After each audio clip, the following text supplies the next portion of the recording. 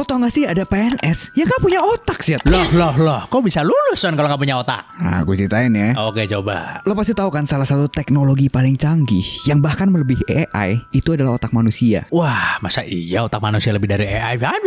Walaupun AI itu udah sangat canggih ya dalam melakukan tugas-tugas tertentu lah. Tapi otak manusia masih jauh lebih unggul dalam banyak aspek, terutama dalam hal kompleksitas, fleksibilitas, dan efisiensi energi. Nah, menurut lo, orang bisa hidup gak tanpa otak? Gak bisa. Gue punya cerita yang gokil banget nih. Ada seorang pria di Prancis, umurnya 44 tahun, yang datang ke dokter karena ngerasa kakinya itu lemah. Pas dicek, dokter itu gak nemuin masalah fisik apapun. Akhirnya mereka itu putusin buat scan otak. Dan hasilnya bikin kaget semua orang. Apa hasilnya bang? Pas dicek, otaknya cuma 10% dari otak normal.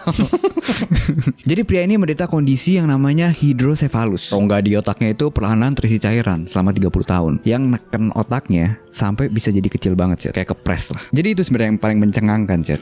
Dia itu bisa hidup normal. Dia kerja sebagai PNS sih.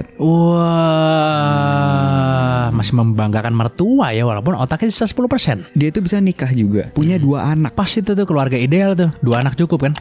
Nah, tapi pasti ada efeknya kan? Menurut info, IQ-nya itu emang agak rendah sih, sekitar 75. Wah, Masih normal ya? masih normal kok di sini.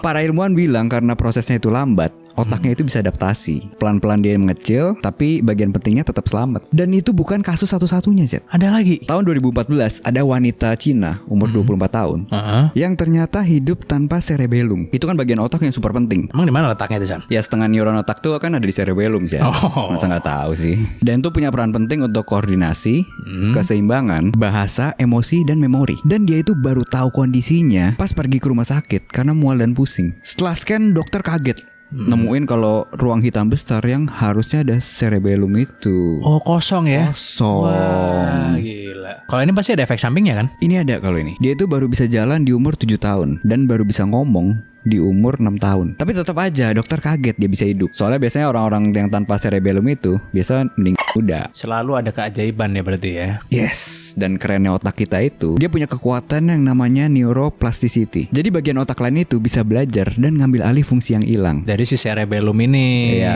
sebenarnya Iya, bagian apapun sih sebenarnya. Kayak teamwork gitulah. Anggapannya kalau tim lo ada yang sakit, ada yang backup gitu. Beda sama kolega kerja di tempat kalian. Nah.